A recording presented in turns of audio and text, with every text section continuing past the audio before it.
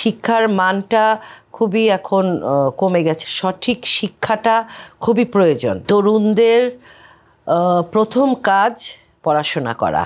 পড়াশোনার একটা পরিবেশ আমার ফিরিয়ে আনতে হবে, যেটা আমি খুবই পরিলক্ষিত করি ফরিদপুরে। পড়াশোনার পরিবেশটা নাই।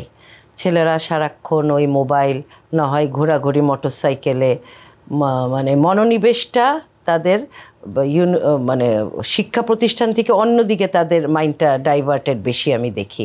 তো এই শিক্ষার পরিবেশটা ফিরিয়ে আনতে হবে যেন তারা শিক্ষা প্রতিষ্ঠান মুখী হয়।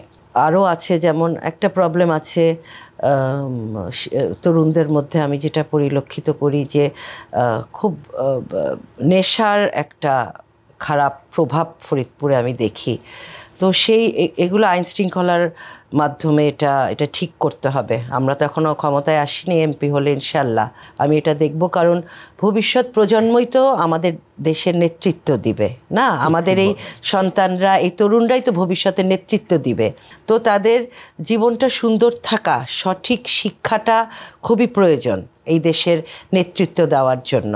এবং আমাদের ইউনিভার্সিটি একটা, আমাদের ফরিদপুরের সদরে একটা ইউনিভার্সিটি নাই। ফরিদপুরে একটা ইউনিভার্সিটি প্রতিষ্ঠা করতে হবে, বিশ্ববিদ্যালয়।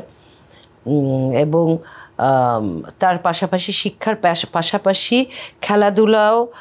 খেলাধুলার ফ্যাসিলিটি থাকাটা আমার মনে হয় প্রয়োজন। একটা তরুণের কি করতে হবে? তার পড়াশোনা সাথে তার মানসিক বিকাশের জন্য খেলাধুলা এবং আরও কিছু নৈতিক শিক্ষা আমার মনে হয় আমি অভাব দেখি। মুরব্বিদের সম্মান করা, সম্মানের সাথে সকলকে দেখা, খালি মুরব্বি না, সকলকেই এই জিনিসগুলো, এই নৈতিক শিক্ষাগুলো আমার মনে হয় তাদেরকে ছোটবেলার থেকেই শিক্ষা দেওয়া উচিত। হ্যাঁ, এবং শিক্ষার মানটা খুব ভেরি ইম্পর্টেন্ট। এই শিক্ষার মানটা খুবই এখন কমে গেছে। শিক্ষার মান সে আগের মতো নেই। তো সে শিক্ষার মানটা আমার মনে হয় বৃদ্ধি করতে হবে।